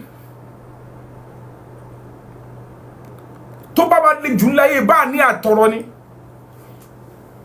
campus bọ́ sí mo ní ẹ̀bùn láti pa owó. Look at me, you saw immediately I return back. Mo ti lọ MC, mo ti lọ hack, mo ti kọ́ ọmọ ní school, because I make money through different means. Gbogbo owó tí mo ti pa náà orí justice for Mohbad ni. Because gbogbo bi tó yẹ kí public kẹ́ náwó sí gangan mi mọ̀ tó fi ṣe yín, bóyá sàsí ni o, bóyá iṣẹ́ mú yín ni o, ẹ wá jókòó ti bàbá èèyàn lóhun carpenter ó tún wá mú power of attorney ó mú yẹn láti America wọ́n wá mú wọ búkì irọ́ ló ń tà kiri. You were doing well from beginning, ó jẹ́ kẹ́lẹ́ ara gbé ẹ̀wọ̀ ẹ wá ní kíní kan Bíọ́dún Làwà. You are blaming Bíọ́dún Làwà. You are not blaming Bíọ́dún Làwà. It's because you are all deceiving the public. Mo bó ṣe ń jà fún justice. And you will now want to shift blame. Accept responsibility. Ask for forgiveness from the young boy and do the right thing. Emi ò bá yín ṣe justice mọ́, but lẹ́yìn yẹn ó tún bẹ̀rẹ̀ sí mú theory lẹ̀. Mo fẹ́ play kankan fún yín. Ó ní ó jẹ́ kó jẹ́ olégungun ni, ó ní kó fílẹ̀ olẹ́ran wà bẹ́ẹ̀. Bí o ṣe justice mọ́, dákẹ́ fully. Tó bá jẹ́ àwọn mẹ́wàá ni ẹ jẹ́ ká yanjú ẹ̀ ká parí ẹ̀. Bàtà yẹ pé crowd ló ń wá. Do you think they need crowd or social media number before justice can be served? Ṣé gbogbo cases ló ń ṣe lórí social media ni? Case Arise News want to move. But your case not resolved. It's because of people like you. The case you lost straight. And then you come and take advantage. Think you call up a video phone that dura so. What you bought as a person now to turn out. Thomas eventually won't declare Zumo wanted. Wọ́n wá arrest here. Wọ́n wá jẹ́wọ́. Sure, people go no don't say. You will repeat the same thing. Maybe you don't know what British government is all about. They frown against some certain level of corruption in all places. ìjọ ẹ̀ ló máa mọ̀ pé òyìnbó wà fún gbogbo crime tó ń commit. Ìjọ ẹ̀ ló máa mọ̀ pé you have done terribly wrong. Ó sì ń fi gbéraga sí ni. Ṣé irú wọn ni màá fọ́ fún àbí ni màá pẹ́ ọ̀rọ̀ sọ fún? And you are lying that èmi kọ́kọ́ wá bẹ̀. Kí ni ẹjọ́ fẹ́ pàpọ̀ tí màá ní mo fẹ́ máa bú ẹ? When the only thing you did was go and support Yomi Fabiyi, good. Báwo ni tí máa bú ẹ? Tẹ́ ẹ bá rí dínkù mi ẹ lè rí other side mi. Ẹ lè sọ pé tó dẹ́n donate fẹ́ NGO. Kẹ́ sọ mi dìgbà wọlé. Mo ti gbéra mi lé already. Ẹ má ṣe wà máa sọ mi dìgbà wọlé. Ẹlẹ́ran ni mí, ara máa ni mí. Ẹ wo iye cases tó wà lẹ̀ tí mo ṣe. Ẹ wo iye sá kíjokíjo káàkiri. I wanted to protest the other time at the Lagos State House of Assembly. She don't want anybody lying. And there was an attempt on my life. I took to my heels. Mo tún sọ pé mi ò wẹ̀ kúrò Nigeria. People were saying I was lying. For what? Kí ni fẹ́ parọ́ fún? When I said I was coming back for my son, ṣé mi ò padà wá ni? Àwọn tó fẹ́ ṣèkà, tó fẹ́ kidnap wọn yẹn, kí lè yọwọ́ kúrò. Gbogbo kọ̀kiri kan sí presidency. Nígbà tó rí èmi mọ̀ nǹkan tí mo mọ̀ gòbé tí mo ti dálẹ̀. Even mo ṣe wà báyìí sìn. Mo mọ̀ gòbé tí mo ti dálẹ̀ lórí justice for Mohbad tí gbogbo yóò dẹ̀ mọ̀. Mo mọ̀ gòbé burúkú tí mo ti dálẹ̀ pé kò jọ́sẹ̀. Tọ́lẹ̀ tí mo pé this Yomi Fabiyi, you are asking, okay, no problem, we'll do it. Mo mọ̀ wèrè tí mo mọ̀ gòbé tí mo ti dálẹ̀. Ṣùgbọ́n ti kọ pé tí ò bá ti materialize mi gbọ́dọ̀ sọ síta torí ibẹ̀ ẹni máa bẹ̀rẹ̀ sí sọ́ọ́dì ìdòsí ó yá àṣẹ bọ́lọ́sẹ́ kìíní kan. If I can come out and tell you the presidents, even the presidency as a whole, have yielded to what we wrote. I don't expect anybody at this stage kó sọ pé rọ̀ mú pa. You are poking into my head by doing that. Kẹ́tẹ̀ wá wò gbogbo yá èrò pé ìyà ń jẹ mí o, mò ń wá owó o. Wọ́n ń tójú oníkà mẹ́sàn-án kà campus bọ́ sí kí nírú owó kí là ń sọ. If we finish this stuff, táyé ti rí pé yes, mo jà. Ibi tí mo máa ti lọ gba owó, tí máa gba grant, mo mọ̀ bẹ̀. Tó máa ti fún mi $70,000. Eléyà fún mi 50 million. Lagos State máa fún mi lówó. Torí ó ní owó tó ń fún àwọn èèyàn. Wọ́n ò ní sọ fún yín pé àwọn orí mi pé mo wá gbà. Ṣé torí mi mà àwọn tó wà ń di ẹ̀? Mi ìfẹ́ American embassy, I'm going to speak it in English. They will never say they have seen my request for grants. Let's go 2018. Tí mo ti jẹ́ ambassador ńbẹ̀. Ṣé mo yẹ NGO tó kéré sí mi tí wọ́n ti lọ ń gbowó bẹ̀. Ṣé báwọn lọ pè mí nínú àwọn 27 kó tó lè fi hàn jẹ́ ambassador. Ṣé mo yẹ èèyàn tó dìbò ni? Ṣé mo yẹ senior lawyers tó dìbò Nàìjíríà? Ṣé mo yẹ foreign journalists tó dìbò kó tó lè mú wa? And I am saying it, I have never. Only mo ṣe gbé NGO account mi láti 2018 when the Larry Omodia wrote the nonsense lọ sí Alágbọ̀n. I packed everything. Show it to him. Because I come paramoyo ni Yomi yẹn wowo because gbogbo nta ṣe bit by bit about that ṣe press conference. I need 3 million. Ẹ máa dá 3 million or 2.9 million. Taba la fẹ́ sombi owó so ta fẹ́ so on le máa dá. Wọ́n ẹ gbà tó kon target ẹ ni. Until le bari mi to ma le, and I'm grateful because me ò lè force NGO lórí public mo because public it dá owó sí because they ti gbé fún mi ẹlòmí. I just want to help. Gbogbo ẹ puta ṣe de fi níyàn lára ẹ fi ń báyàn lórúkọ jẹ́ mo ní gbogbo do te pa ọ̀rọ̀ yẹn mo mọ àwọn tó ṣiṣẹ́ mi ní stop tí wọ́n booking jese tó baba CCTV kini jẹ́ àti baba Mohbad tí ó bá 3 seconds video jẹ́ Mohbad would have seen justices. Ìgbà ẹni mọ̀ pé gbogbo àwọn tẹ́ ń sọ yẹn ọba kan wà ń bẹ̀ yẹn direct ni tani tí bá bá ní ọwọ́ ọba ń bẹ̀ máa sọ direct tí mo ti rí evidence mi sọ direct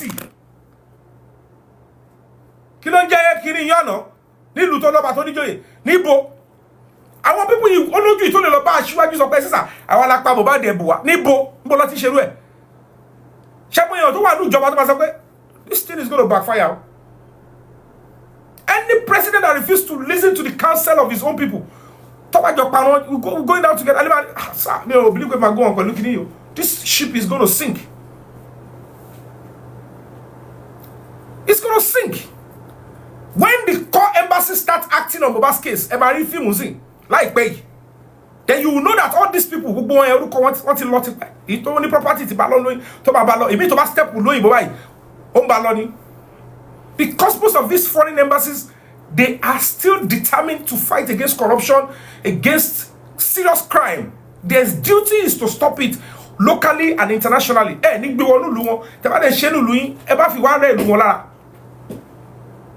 That is what you need a standard NGO to do. Rubbish. For almost 2 years, to say is accessory after the fact. Money baba yini mo fún ní address ẹ̀yin mo fún ní information neighbor Mohbad,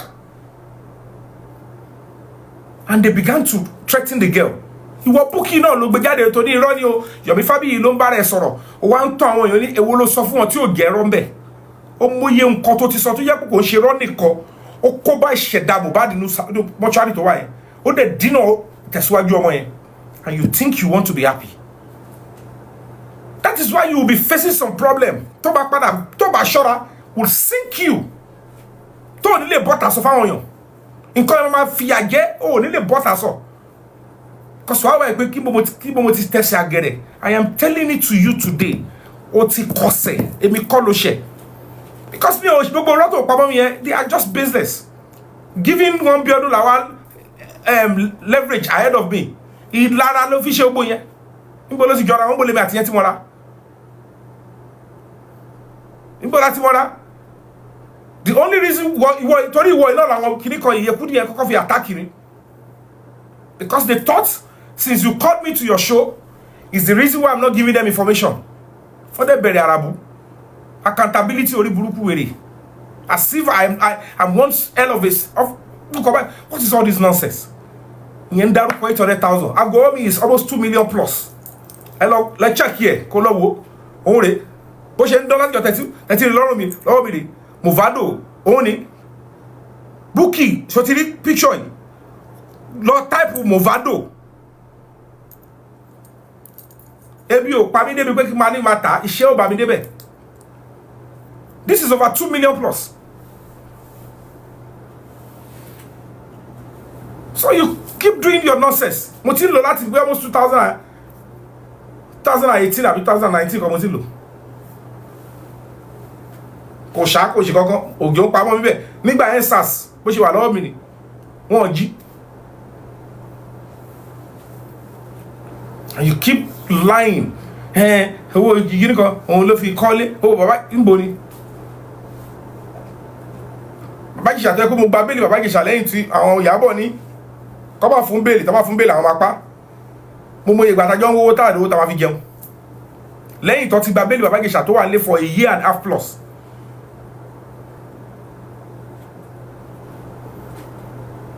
In case bàbá Ìjẹ̀ṣà àwọn ṣe kìíní kan appeal kí yẹn máa gégùn kó máa gégùn tiwa àtàwọn tẹjọ́ ń sọ torí kò sí ohun tó jọ. Because you keep lying to the public. We only bàbá Ìjẹ̀ṣà kọ́ bá fún ní bail. They want him to be sentenced to life imprisonment. And my NGO stood akọ́kọ́ gba bail ẹ̀ náà gbogbo ọdún kan àtàbọ̀ tó fi ṣe kéèsì yẹn ilé ni bàbá Ìjẹ̀ṣà ń gbà lọ ó ń lọ ṣe fíìmù ó ń ṣe gbé káàkiri ó jókòó tẹ́tẹ́rẹ́. Àwọn tó lè ti ní tó bá ti fílẹ̀ àwọn máa dá padà síbẹ̀ wọ́n dẹ̀ rìn sí wọ́n dẹ̀ rí pé padà rẹ̀ ṣùgbọ́n náà kọ́ bá ṣe pé àwọn tatakú níjọ́ tó bá ti mo dúró pa síbẹ̀ ẹ̀wọ̀n gbére fún kíni ẹni tó bọ́ ọmọ sùn gangan ẹni kí ẹ máa lọ. Instead of you to appreciate that you kọ́ àwọn èèyàn jọ o tún sọ yẹn sórí ìṣẹ̀dá wọn, and some of them were going and flying with it. How is that my problem? So you need to rearrange your philosophy. You are not my enemy. I'm not your enemy. Èmi kọ́ ni mo kọ́ ta sí ẹ ìwọ o ti ṣe severally o parọ́ mo ń wò. But the moment I couldn't conceal the pain, kí ni gbogbo eléyìí? O tún àtúnṣọ̀rọ̀ zobo o ń takò ṣe ọlọ́pàá àti ṣe NGO níwà ògbédì gbogbo òdì tó ti gan àwọn òdì tó ti yẹ ògbéjókòó síbẹ̀ yẹn òun bá ṣe jẹ́ níbo ló ti jọra wọn ṣé mi bá ń ṣe gbogbo TikTok àràbútẹ̀ ṣe ni. You are good at cyberbullying. You are a cyber stalker. I am not in that league. That is not my background. Gbogbo nǹkan tó ń ṣe papọ̀ láti jọjọ́ yìí. Mo fi Ọlọ́run bá búra kò lè popular tó fíìmù ẹ̀yàn kan mi péré. Ibi tí fíìmù mi ti rìn dé. Gbogbo wèrè tó ti ṣe láti jọjọ́ yìí. Kò lè rìn débẹ̀. You do all your nonsense with Facebook and stuff. Of my women tí mo ya fíìmù tí ayẹ̀kọ́ péré máa mú jáde. Ibi tó ti rìn dé. Ẹ wá rí yàn ẹ sọ̀rọ̀ di gbá wọlé. In tẹ́mi sacrifice fún mo fi Ọlọ́run bá búra. Àwọn tẹ́ ń fọ́ fún tẹ́ pé celebrity. Wọ́n bí wọn dákọ́ tẹ́rí sí wọ́n ti gbé kuru jẹ lọ́wọ́ ẹbọra. Do you want to know how much I spend on spirituality? Ọmọ yẹ àwọn ogun táwọn yẹn ń ṣe ni. Ọmọ yẹ ogun táwọn wùn mí gbogbo wọn yẹn ń ṣe. Gbogbo àwọn Ìyábọ̀ gbogbo wọn yẹn. Ìyá Mohbad. Bàbá Mohbad ọmọ yẹn nǹkan tó ń sà sí mi ni. Tí mi dẹ̀ ti kọ lẹ́sẹ̀. Ọmọ yẹn accident mo ti ní. Pẹ̀lú ọmọ tí ẹ̀ ń sọ yìí. London tí mo yìí lọ yẹn. Èmi àtọmọ yẹn l'accident. Ọlọ́dẹ tún kó ayọ̀. Mo tún sì dúró. I hear you are saying jargons. Ọkàn parọ́ àdúrà òsùn sẹ́ẹ̀lì. Yomi ẹ̀ ó parọ́ ni gbowó lọ public yìí. Ọwọ́ òkú ni ìbá ti lọ gbowó. Mohbad ló bá ní lọ jókòó tí mọ́ṣúárì kí bèrè pé Mohbad wọ́n mo ṣe justice fún kówó fún mi o. Òkú ló bá ní lọ gbowó lọ́wọ́ ẹ̀. You can't even know the difference when people are supporting an NGO. Yàtọ̀ sí pọ́ńdà. Mi ò gbàdúrà kí ní ṣòro tó máa fi dáwọ́ fún mi o. Ṣùgbọ́n mi tí ní ṣòro tí mo gbé wá bá public pé ẹgbẹ́ ń dùn mí o. Mo ní intro lẹ́gbẹ̀ẹ́ o. Mo ní gatwick nídìí o. Ẹ wá donate fún mi o. Mi tí bá public sọ yẹn. Ọlọ́run ò dẹ̀ ní kádàrá. That when I will come, Ọlọ́run ò ní jẹ́ mi gbàdúrà kí ní sickness tó máa gbé mi wá. But it's pretty disgusting. You keep brainwashing, you deceive the other lady in America. You put up just you look at what I have sacrificed. God, what will an NGO do more than what I have done? If I'm looking for money, I won't go against Baba Mohbad. I won't go against Adura. I won't go against Iya Mohbad. When the case traverses and when women needs to come to speak, I won't go against that. Because at the end of the day, I'll be like, let me do what people will start giving me money.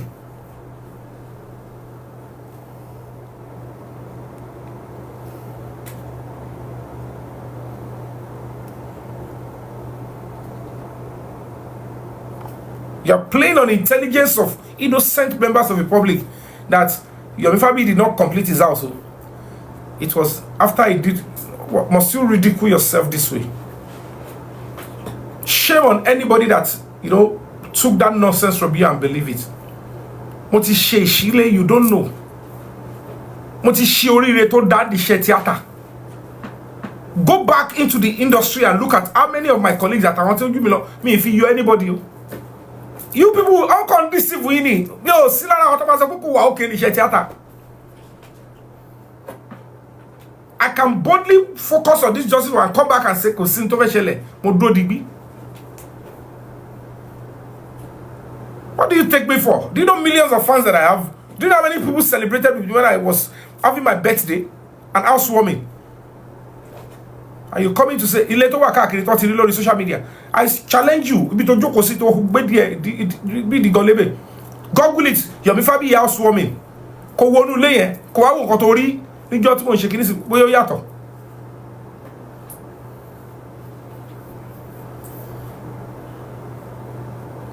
Bóyá ó yàtọ̀. Táwọn àjọ bí ewé dára. Top perform beauty. Come and see command performance at my birthday. Only justice for Mohbad náà ni mi ò lè ṣe birthday here. Mo láti máa mú wọn sákiri ní May 1st. Mo sá lọ Kútọ́nù from Kútọ́nù to Kini. Ọjọ́ bí mi, I'm saving the life of my son. Ṣé bí wọn náà lọ sọ lórí show lẹ́ni? That don't let them kill your child. Don't let them kill you. Do everything to protect. Ṣáwọn kan tí mo bá gbé Yomi Mohbad ti lọ. Whatever anybody wants to say, Adura is already now he's in a serious melee. Papa yemo, akoma fún ila òwe, kò bá jẹ́ ìyá òun ló ṣe kíní kan offline, kò fẹ́ kéré àárín Adura kọ́bọ̀ packaging ìwé tó ń ṣe fún yín yẹn. packaging. And what fell call because he cannot dictate what the law will do. The right thing will be done because what if it will come in Nigeria and it's a particular stuff. What if it will come out?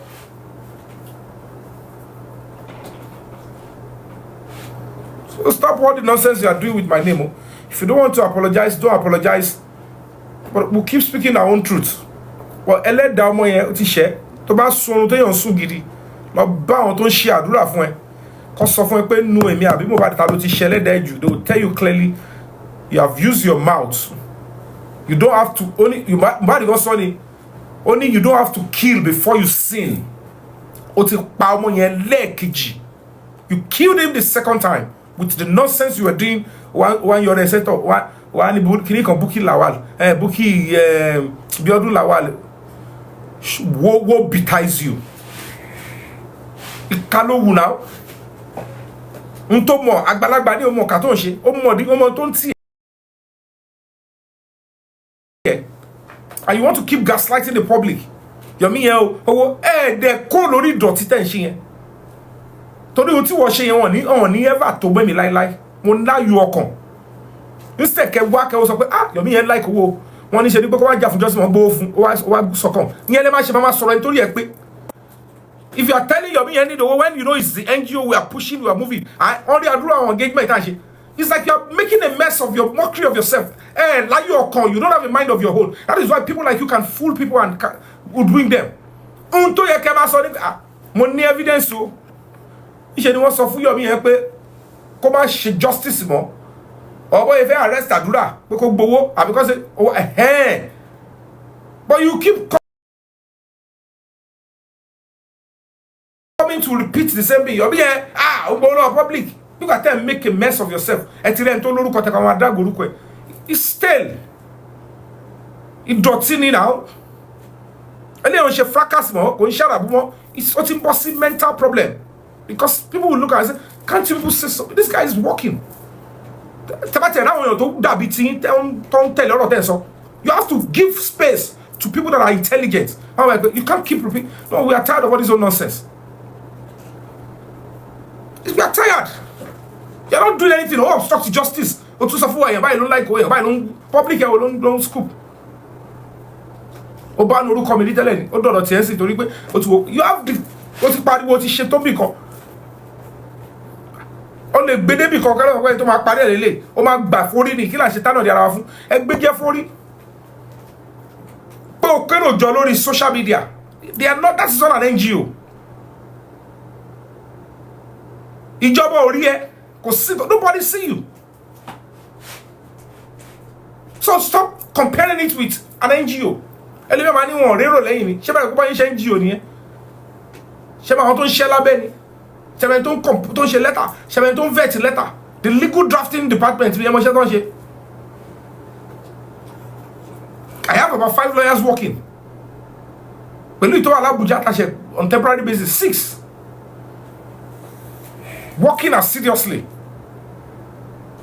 When I had the press conference, I wọlé rẹ̀ wà lórí high table. Àwọn oní sọ̀gì nígbà ọjàgbági níbàdàn lẹ́pẹ̀. You have a doctor of law lára wọn bẹ́ẹ̀. You have a lecturer in law lára wọn bẹ́ẹ̀.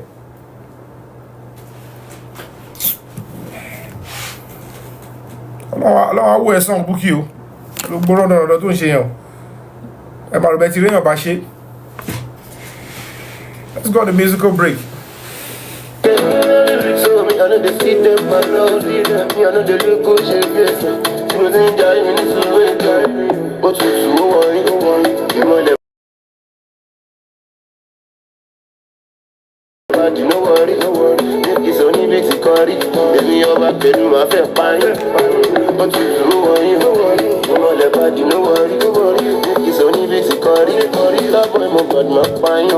Marita be like Maria, I could turn Joseph, I'm a big son. Marita be like Maria, I'm a Shibushi, I'm going to say shoe. Tọ́ba fẹ́ sọ pé Mohbad ò ní rí justice.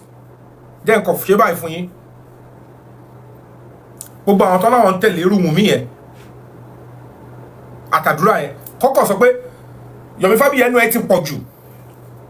or kí Wunmi yẹn bọ́ta kó sọ pé Yomi Fabiyi, you are a liar, this is my address, and if nothing happen in 5 days, don't talk about justice for Mohbad again. Kọ́kọ́ fi dó mi, kọ́kọ́ fi bá a ṣeré lẹ́ni, kọ́kọ́ fi bá a ṣeré wò pé èmi o, this is Wunmi o, Cynthia Aloba, this is where I am, tí mo ń gbé, and if nothing happen within 5 days, I forbid you to stop talking about justice for Mohbad. Kọ́kọ́ fi bébì ṣeré wò.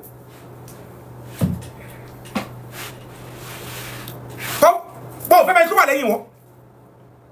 Kọ́ fi bébì ṣeré wò. Kọ́kọ́ mo máa dúró fún 10 minutes. Kọ́ fi bébì ṣeré wò. Kọ́kọ́ bọ́ta pé ó tẹ̀ ń parọ́. Kẹ́lẹ́ sọ pé wọ́n ni mo wá. Kọ́kọ́ fi bébì ṣeré wò báyìí. Bóyá Mohbad bá rí justice o, bóyá ọlọ́pàá ń parọ́ ni o, bóyá presidency ń parọ́ ni, kò sí presidency o, bá mi ṣeré wò. Kọ́dẹ̀ má sàkúrò mẹ́, ọ ibi tó ti ń ta ẹrun, ṣẹ̀bá ọkọ̀ ló kówó orun fún, kọ́kọ́ fi bébì ṣeré wò. Kò sọ fún mi láti máa wà ń bẹ̀ fẹ́ tarun lọ́la, ó dá mo fẹ́ ra 500,000. Kò bá mi ṣeré wò pé mo fẹ́ wo ohun tó fẹ́ ṣe.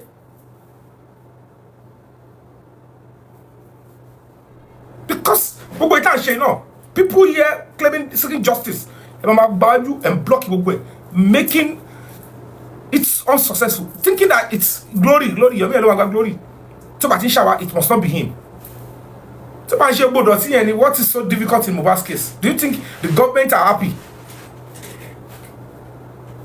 Do you think the government is happy with all this own nonsense? But you, the public, you people are just messing it up. Instead of her to say, I'm sorry, I've done this, I was wrong to believe this person. I'm so sorry. Can we all come together? Oh, I want to take the back seat, I'm sorry. And then we'll know who we are dealing with. But instead of that, watu shife destroy into shi wambe. Otilo oshemo, otu shife benu atelu oni ulo ko bu e. Why are you lying against me? Kini fe bu e fun?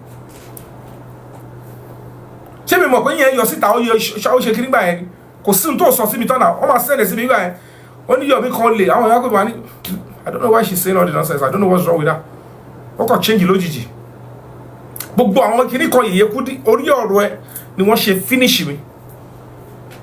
Because the moment I said, I can't give you information now, kìíní kan boss man, mo ní no.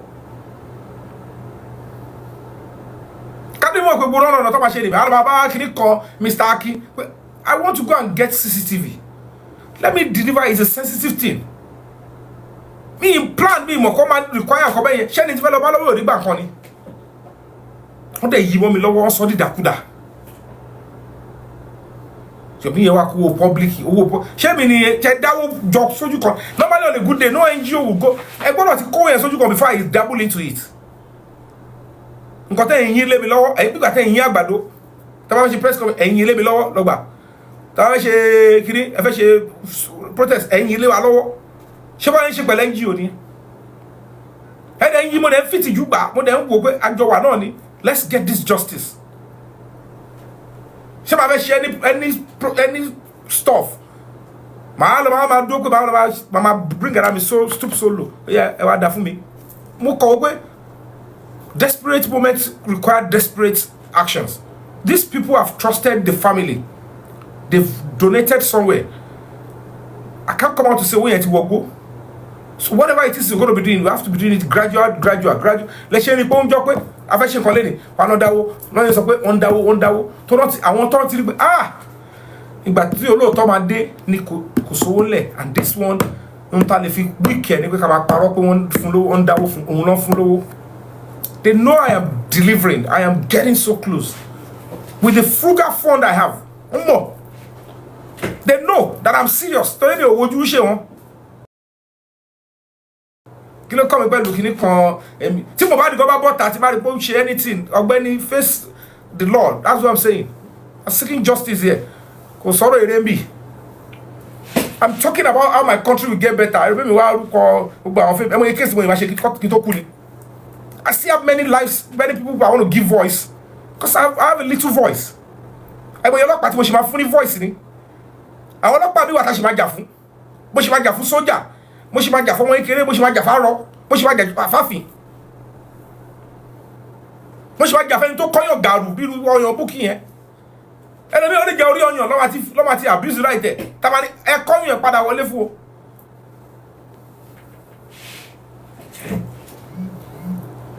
ẹlòmí ó lè jẹ yín ẹ̀ lọ́wọ́ fẹ́ ṣe uproot tàbí aláfẹ́ jà fún tí fún kọ́lá yìí ń ṣe tá à ń ṣe jẹ́ ká ṣe yanjú ẹ̀bẹ̀rẹ̀ sí sọ̀rọ̀ lẹ́nu ẹ̀fẹ́ bá gbogbo kan tó wà lẹ̀. wọ́n sọ Yomi yẹn ó kọ́ akó fóun. Apologize then, we will make men. Everybody love peace. Kí tèmi láti máa bẹ́ẹ̀ jà kiri. ọyàn yẹn make sense nígbà tí wọ́n kọ́ ní 2012 sísìn náà ti jìnnà nǹkan ti ṣe ọyàn yẹn. àdánwò ti bá mo rí fídíò kan tó kọ́ yẹn báyìí pẹ̀lú ikùn ẹ̀ báyìí nùkìní kan bíi bọ́tà kọlọ báyìí mo ní ẹlẹ́kẹ̀rú ni Bukky yìí ó kú o èèyàn kan dẹ̀ ló jẹ́ṣẹ́ ilé wàláì vibrator nìkan ló lè ṣiṣẹ́ ilé pátákù pagiri ni Bukky jèsè yìí mo ní ẹlẹ́bọ̀tọ̀ ó wá ń parọ́ mẹ́mi pé irú ta ni wọ́n tẹ́lẹ̀ ò ní sọ̀rọ̀ sí ṣé nǹkan kan ò bá ṣe é ṣé mo ń ṣe fíìmù wá mi pé mo wá rí a lè sọ̀rọ̀ bẹ́ẹ̀ orí burúkú ni o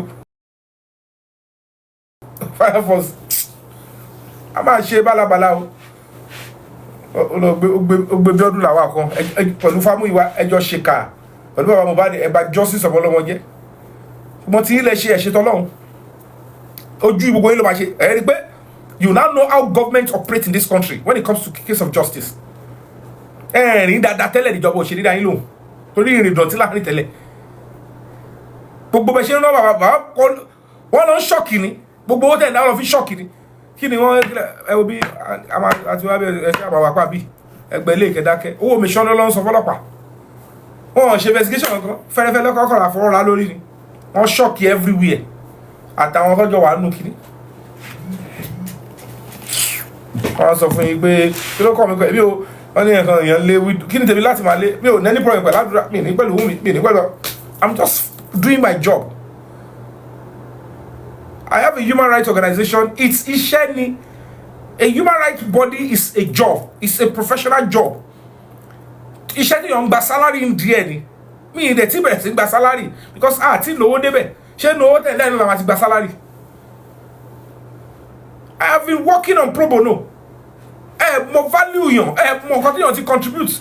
Kàn ń fáwọn èèyàn láyè wọ́n á kàn jókòó sórí péjì wọn. Ọ̀rọ̀ owó ní kọ̀lọ́kọ̀ fi ń brainwashing. And it's because some of you don't even understand how nation building work. Because they choose láti fẹ́ contribute for the cause of justice. Mo kò ṣiṣẹ́ kiri. So I have to give kudos to those people that still stand firm and stand tall. Don't believe, don't understand. Because of you, I'm still in this matter. Wọ́n ṣe exercise ìwé bí tó gbọ́n wà ẹ máa wòran o. Ó máa yúta bá dé. Ibi tá ìbàdé. We still give glory to God pé president you on the down.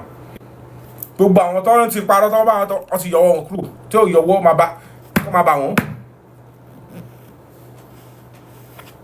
Nǹkan máa bá wọn. The right thing that the public should be doing now, we are doing it. Ẹ fi ọkàn balẹ̀, ẹ ṣáàjẹ̀ kẹ́nu wá kò. Bukky, I have no problem with you. Gbogbo ọ̀rọ̀ tó ń pamọ́ mi. It's your profit. You need to stop it. If you care to continue to fight for justice, fi lára sílẹ̀. At the end of the day, your contribution in justice for Mohbad cannot be given to another person. Ohun tó lórí ẹbí ṣe kò ṣe gbé lọ bẹ́ẹ̀ lómi. Ohun tí paparazzi ṣe kò ṣe gbé lọ bẹ́ẹ̀ lómi. Àfẹnitó wáyé pé inú méjì ló fi ń ṣe. Gbogbo àwọn ṣèké ṣáájú lè yé Mohbad máa tún yín láṣìírí síta kó torí justice torí ó mọ̀ pé lẹ́yìn Ọlọ́run àwọn tó ń finú kàn ṣe lóun fẹ́ kó gba glory yẹn but NGO ní tí kàn ṣe pẹ̀lú glory it's our own job.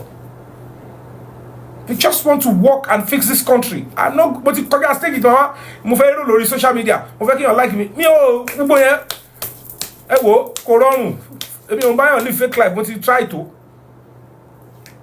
máa ṣe fíìmù máa dẹ̀ máa support make ìlú mi kó better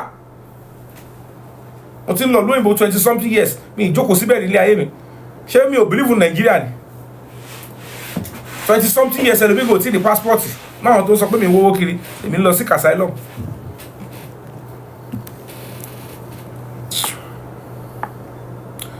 So ẹ̀yin tèmi ọ̀pọ̀lọ̀ kágbọ̀n o afẹ́fẹ́ ló ń gbé lọ I gotta go now. I want to ẹ̀ bá àwọn tèmi lọ ṣeré. So Bukky Jesse, I did this one for you. Wèrè lọ́fíń wo wèrè o ọ̀ṣẹ́ nọ́mà gbogbo ètò ìṣe pálapàla tó ń tọrọ ẹ̀ kiri ẹ̀ irú ẹ̀ ti pọ̀ jù irú ẹ̀ ti pọ̀ jù ṣèbó tí ọ̀nà ti tún yín ẹ̀ ṣe náà tí a bá ti tún ẹ̀yìn ṣe tó tún ẹnu ṣe ó yẹ kí irọ́ dínkù àdúrà ọ̀sùn sẹ́ẹ̀lì irọ́ náà pa fún kíni Yomi o ó torí owó ni gbogbo wèrè wà ń yọrọ ẹ̀ kúrò ó sọ oní bí ọdún làwà nìkan nìkan máa ìwọ ló ṣe tó wọ́n sì ju bí ọdún làwà lọ because ìgbà tó ti ń gbé wèrè yẹn bọ̀ ọdún ẹlú ẹ̀kọ́ náà please no because ó ti wà ń lo òyìnbó you know how NGOs operate bọ́n torí ìka àti tó fẹ́ ṣe ìlara ẹ̀dẹ̀ rẹ̀ sí ń twist tó ń pè lẹ́ NGO ẹ̀ sọ́ di pé Yomi yẹn ló ń dáwọ́ fún ṣé mo fẹ́ ra ṣòkòtò rin ni ládùúgbò gbogbo activities tẹ́ NGO yìí ti ṣe ẹ dájú o lásán pé mi rí tún yín rí mò ń parọ́ ni o ọlá pé mo kàn gbogbo èrè lẹ́fún gbogbo èrè mo fi ń fèrè pọ́tẹ̀ on a good day olójú lè bá tọ̀ ṣe irú ọkọ̀ báyìí ó ti ya dànù pé kí lélẹ̀ ṣé kí ọ̀ya rẹ̀ sí òòdì ládùúgbò activities ti NGO ṣe tó mú result wá ó ṣe wá ń bọ́ta ní October òótọ́ ni 3 seconds yẹn òótọ́ ni àdúrà ló sẹ́ndẹ̀ sí tó ẹ̀mí ló fẹ́ sọ bó ṣe gbáwájú àtúpàrà sẹ́yìn lórí pé ó ṣàfẹ́ sọ̀rọ̀ ìṣá lórí pé ṣàfẹ́ kó nọ́mbà jọ lórí TikTok it's not by number it's by relevance significance ló máa wá lé because nígbà tó bá rojọ́ látàrọ̀ tó parọ́ fáwọn àgbàlagbà tó wọ́n tó yẹ Bukky yìí ṣà ń parọ́ ṣá ó kúrò lójú kan nìyẹn your numbers ó kọ́ máa jẹ́ kó máa kó nọ́mbà àwọn onírọ́jọ ni ó pè kí wọ́n ní 5 professors kọ́ máa gbọ́yànjú pé kí wọ́n ní àwọn tó wà gọlíbù 2,000-3,000 it doesn't make any sense so lọ yí padà o ti ṣẹlẹ̀ dà Mohbad and you have fought the justice movement for good gbogbo yóò mọ̀ pé ti ṣe nǹkan burúkú gan competition lẹ́lẹ́ and it's not going to make any sense you can in this case ní NGO kankan you break the silence foundation law so there's no basis for competing with the NGO ṣùgbọ́n Yomi Fabiyi ilé ẹ̀rí bọ́dì tó ń ṣiṣẹ́ bọ́dì tó fẹ́ ṣiṣẹ́ máa need the funding ẹ̀kọ́ ń yí mọ́yàn lọ́wọ́ ẹ̀jẹ̀ kí wọ́n ti ẹ̀rọ kan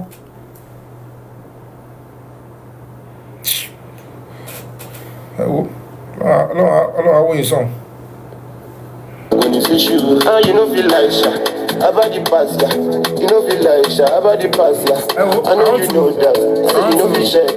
Me I know money. I know no mathematics.